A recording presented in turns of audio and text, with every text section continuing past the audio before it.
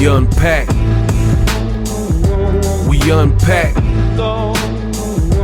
We unpack. Coming to your live boxing ego unpack. Yeah. We unpack. We unpack. We unpack. Coming to your live. Oh my gosh, make it stop, please. I'm begging you, please. Lamont Roach is at it again. Hey, yo, man. In this video, your boy Ego, I'm finna break it down. This is just unforgivable. Now, I gotta admit, I've been doing this many years. Many years, right? At the top of my class, Elite Ego. Y'all know what it is. The best in the business, and it ain't even close. And what I'm seeing recently fighters do, I can honestly say my whole tenure in this game, I really don't recall this happening. This is like some newish that has just started happening. So what am I talking about? Devin Haney. Devin Haney, he gets mollywopped by Ryan Garcia left hook. Ryan tests positive, I get it. But then you sue the man for battery. And then you say, oh, I want to hold Ryan accountable. We're going to set a precedence for cheaters and all this stuff. And then now you're rematching him, fighting on his undercard and dropping the lawsuit to make the rematch happen. I mean, this is just unbelievable. It's like a waste of time. I thought you were holding Ryan to some standard and trying to set a precedence for boxing, right? Edgar Berlanga loses like every round to Canelo. Bede gets dropped in the fight, hits his gloves together on the canvas. He goes on like a victory lap as if he won the fight. And now we have Lamont Roach. Man, where did we go wrong? Lamont Roach, he's doing a brand new interview with my brother, Andre Ward, All the Smoke podcast, Bay Area. You know, and I'm not mad that Lamont Roach, he's never received this type of exposure in his whole career. And now he feels he has a moment. So I'm not really even mad that he's trying to capitalize on the moment. For me, make sure you guys subscribe, hit the bell notification icon so you don't miss a thing. For me, I wish he would make better use of his time in the limelight. I really do. That's all I'm saying. I don't know dude personally. He can see this and get mad. I don't care. You know, I'm always gonna be truthful to me. And I really, y'all know, I came into the Roach fight defending Roach as a good option, while other people were saying he was a bum and a taxi driver. But I gotta keep it real, bro. And enough is enough. And it just goes to show you how trill I am to, before the fight, I defended him because I knew he is a good fighter. And I said this is gonna be a good, tough fight for Tank. And it was, right? He showed up, he definitely tried, he was game. I still thought he lost, but he did better than people expected. And I'm good with that. But now, like I said, enough is enough. He's doing this interview with Andre Ward. And you know what? I'm going to say less. Roll the clip. He tried to bite you? I see, so that's the thing. I couldn't really tell. It looked like I couldn't really tell. My father told me, he was like, man, he tried to bite you. I said, hey, boy, I'm in the ring. That's something that you would know happened. But when I went back and watched the fight, I was like, because I wasn't even thinking about it no more. It was probably like a day later. I seen it, I was like, that's what he talking about? And then you can hear Moro Ronaldo say, compare him to Mike Tyson with some biting stuff. He said that on air? Yes. He said he's more like Mike Tyson in other ways as well. We don't want to talk about that. Of course, another comparison I don't want to make to Mike Tyson, but that's the last thing we need. Yeah. Hey. Yes. So that's why I was like, all right, I'm not tripping, because they seen it too. Then my sister told me, she's like, She like, nah, I ain't gonna lie, I seen that during the fight. Ooh. So I'm like, how did I miss that? But obviously because he was didn't bite me. Yeah, he got the mouthpiece in too. Yeah. So it's just like, obviously he didn't bite me, but it looked like, 9 times out of 10, that looks like he tried to bite me. Did you see the clip? I did. So I don't know. But I'm leaning towards, damn, you really try to bite me? Come on, Dunny. What are we doing? Like, what's going on? So you guys heard it yourself. I figured that's the best way to get my point across. And in this interview with Andre Ward, he's talking about Tank tried to bite him. Tank tried to bite him. Like Tank is vampire in Brooklyn because the fight was at the Barclays Center. But I already had Italian. Shut up. God damn it. Bro, this is not vampire in Brooklyn. Now, why do I feel this way about what he's saying about Tank try to bite him? Like, here's the thing. Listen to what he said. Rewind this track, picture me rolling. He just said, Tank tried to bite me. Roach says, my father tried to tell me, hey, Tank tried to bite you. And he says his response was, you bullishing. How you gonna tell me and I'm in the ring with him? So right there, that's kind of suspect. You're within inches from Tank Davis, right? And you're talking about how your dad, your sister, and Mauro Ronaldo or whatever, all these people are saying that he tried to bite you, but you didn't notice it during the fight. Like, why would it take for your pops to tell you he tried to bite you? That doesn't even make sense to me. Like, you're the one in the ring with him. You know what I mean?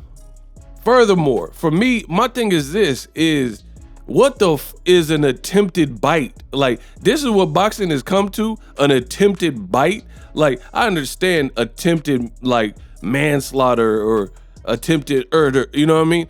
Because you tried to take someone's life. We're talking about attempted bites in boxing right now. My thing is this, either he did or he didn't. Like, the muff in boxing that wanted to bite somebody, they just off and bit them. Like Mike Tyson. Mike Tyson in the fight with Evander Holyfield. I'm hungry, I want to eat. Evander Holyfield ear looking mighty scrumptious. Right? He just did it and succeeded. Edgar Berlanga, he got suspended, I believe, and fined in that Angulo fight because he hauled off and bit his opponent. So what are we talking about with an attempted bite? Like, that could have been anything. Shout out to Andre Ward. He definitely kept it real. And he was like, I seen the clip, but I couldn't really tell. You know what I mean? Like, and I know Andre Ward. I think he's a fair dude in that regard. Like, he's not gonna just go along with it. Like, yeah, he bit you. Like, you know what I mean? So I respect that because he was like, you know, I seen it and I seen people talking about it, but I don't know what that was. You know what I mean? It's kind of hard from the outside looking in to distinguish that. So my thing is this, why are we talking about this? Either he bit you or he didn't. That's for starters, because the people who really wanted to foul or really wanted to bite or low blow somebody, whatever, pause. It happened. Why are we talking about an attempted bite? Like, it just, like I said, it's getting beyond ridiculous now. Like, we're talking about an attempted bite. He didn't bite you, bro. Like, we're still talking about the knee and the grease way after the fight. You think you won, we get it. And now you're talking about, man, everybody was telling me that he bit me or he tried to bite you. That could have been anything. Like, what if Tank was fixing his mouthpiece? What if Tank was trying to, like, say something that only you would hear and talk ish to you, you know, in the close quarters, in the clinch or whatever? Like, there's no... People ran with the whole bite thing. That's why you never seen me make a video about that, because I didn't take that for nothing. Like, you got to really watch when people say, like, imagine somebody saying like, oh yeah, I was about to do this to Ego, but then you didn't do that to Ego. So it's like, what are we talking about? You know what I mean? Like, I guess I live in the real world where you either do or you don't. You know what I mean? Like, you're talking about a technical foul that somebody wanted to do, but they showed some restraint at the last minute and didn't do it. You know what I mean? Like, if a guy was gritting his teeth and like, you know what I mean? Like he was gonna hit his girl, but he didn't hit his girl. Then it's like, what are we talking about? He didn't actually hit his girl. Like, it's just like he was mad in the moment. You can't tell what he was gonna, coulda, shoulda, woulda, and it didn't happen. That's just, I don't understand the rules that some of you guys play by. You know what I mean? To the point where, like, this is a conversation piece. You didn't get bit. You know what I mean? And the other thing for me is he's giving you a rematch. Like, none of this is necessary if you have a chance to clear all this up. Like me, I wouldn't be, again, I'm not even mad at like if people want you on their podcast, they want you on their podcast. I ain't even mad at that, but you still should conduct yourself with some type of demeanor that represents you in a way that fans would probably like. You know what I mean? And to me, I just can't get behind some of what I'm hearing. Like, he tried to bite me. Yeah, man, that was a attempted bite. Like, I don't understand. Like I've said throughout the video, it just sounds kind of foolish to me to talk about an attempted bite when you got the rematch, dog. Like, in the summer, it's not like there's some fighters who have these fights that are too close for comfort and they just move on. Tank is giving you, despite everything, Tank is giving you a second chance at it. So it's like, I would focus my energy more on that than the knee, hair grease, what your dad said in the fight about he tried to bite you, you know, this vampire in Brooklyn, Blackula stuff you talk about. It just, for me, it just seems like a moot point. And I truly find it bizarre.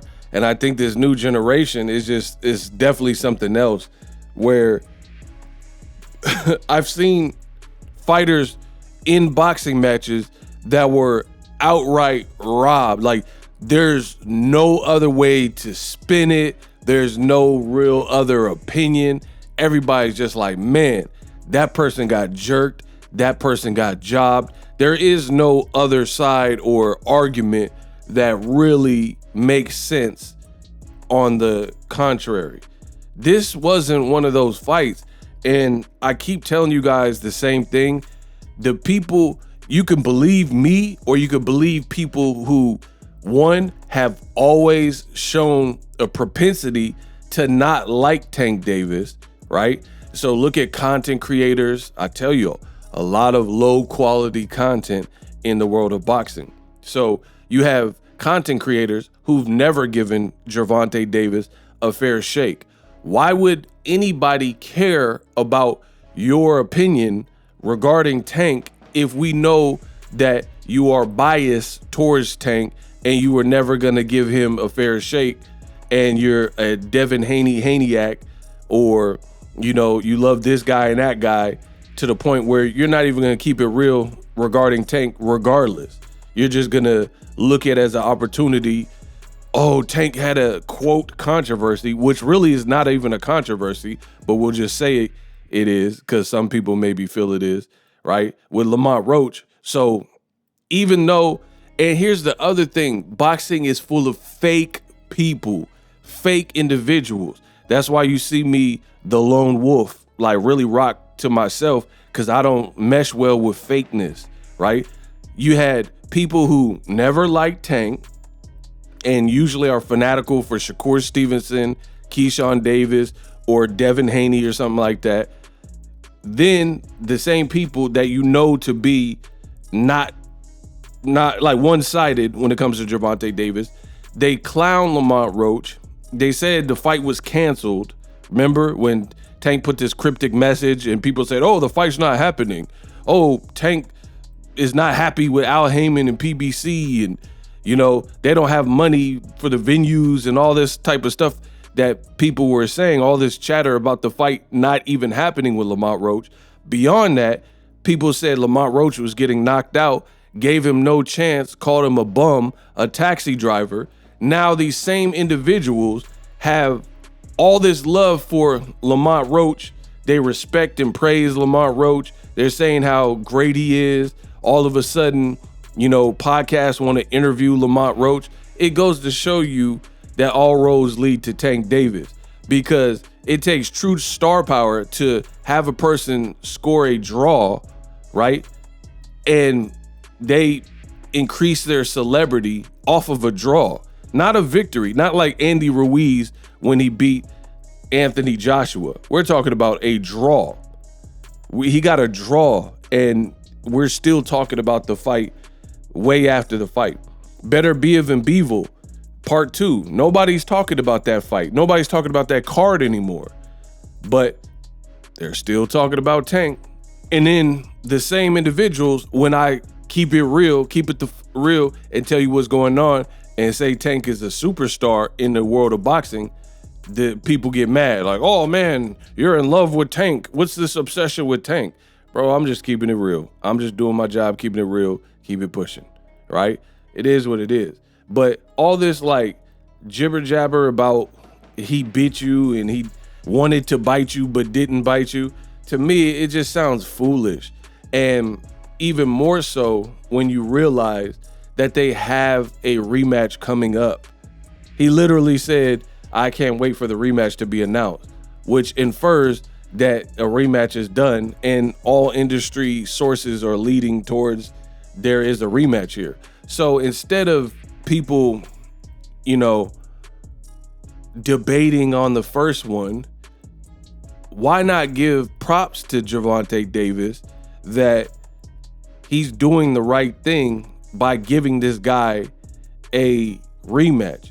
And then some of the other stuff that Lamont Roach is saying is just, I don't really believe it, to be honest. Like, he says Tank is not the hardest puncher he fought. Oquendo is. You had people who said Tank was a weight bully, right? By bringing up Lamont Roach. Your boy Ego said the opposite. I said Lamont Roach is actually bigger than Gervonta Davis. Now, Gervonta Davis has a tough fight with Lamont Roach. Lamont Roach is talking about Tank's not the biggest puncher he's faced. And he's also on this All the Smoke interview with Andre Ward. He said Tank is too little for him. He's like, Tank's a little dude. He too small for me. So you got the guy who moved up in weight saying that Tank is too little.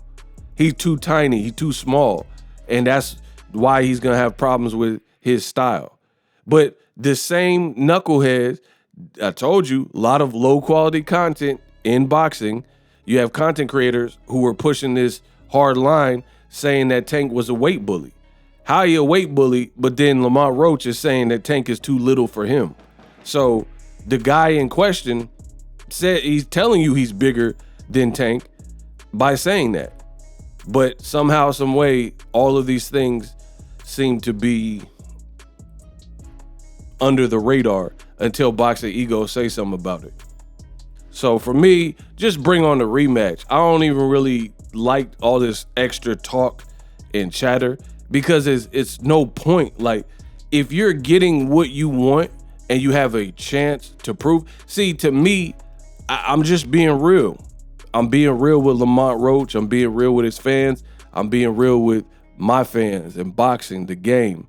For me, I feel like the fact that you're so talkative, it lets me know that I feel like you're not necessarily super confident that you can duplicate this success.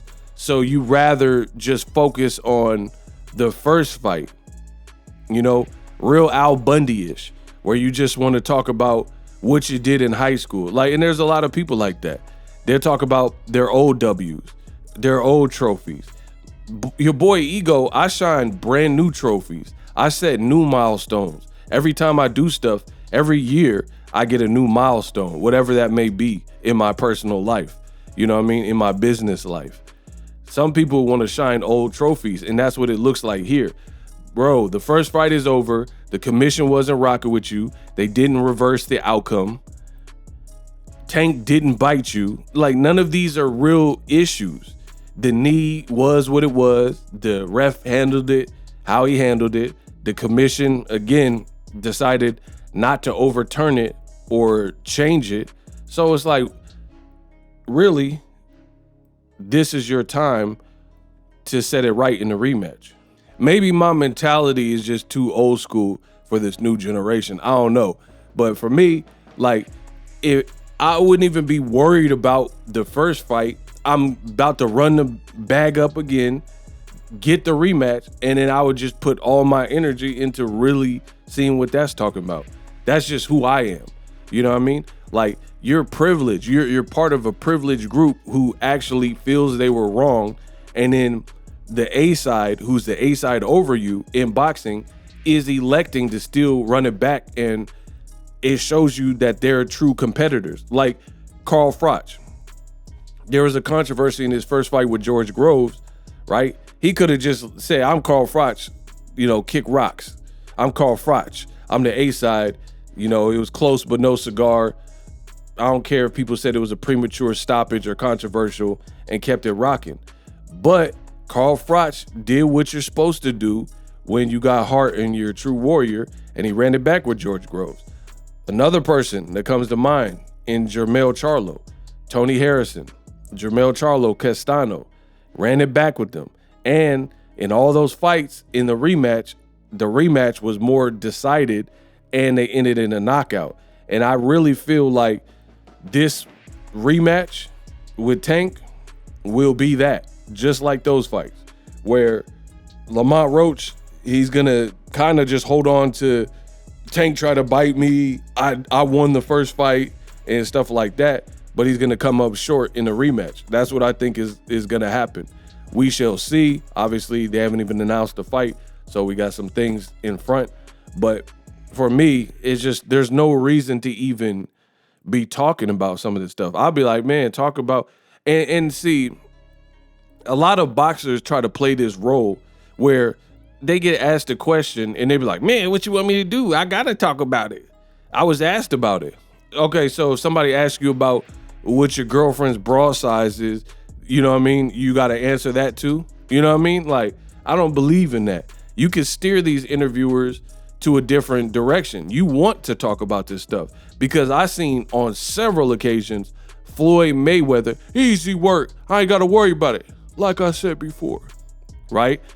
When Floyd was fighting Miguel Cotto and they kept asking him about Manny Pacquiao, who he wasn't fighting, Floyd would always redirect the room. I'm here to promote my fight with Miguel Cotto. He's a hell of a champion. I'm not here to talk about Pacquiao, right? Floyd would set you straight in a heartbeat. So these either they need media training or they need to watch Floyd tapes or something. But these dudes act like because someone request an answer from you, right, that, or ask a question, that you have to answer and go into detail about it. You could easily, it's the freedom of speech in America, right? If somebody was like, Tank knee, I'll be like, I ain't worried about the Tank knee. Y'all gonna see in this rematch, But Lamont Roach, you could tell, I'm not even being rude because I don't know dude, he seemed like a cool dude, but you could tell who's been here before and who's been at this level before. You could tell he hasn't had this type of limelight and this shine and exposure.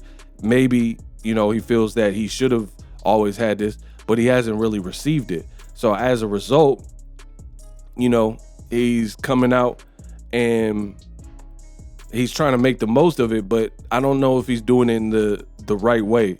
Ego thoughts. We unpacked. Live streaming can be tough, which is why I use StreamYard. Click the link in the description for StreamYard, which is an awesome tool that enables you to set up your stream with ease of use. Get great results with live streaming. It's what I use. Stream to social media with ease with StreamYard. Live streaming is here to stay. Engage with your audience using StreamYard. Great way to reach out to your audience and connect. So you need a tool that can do that.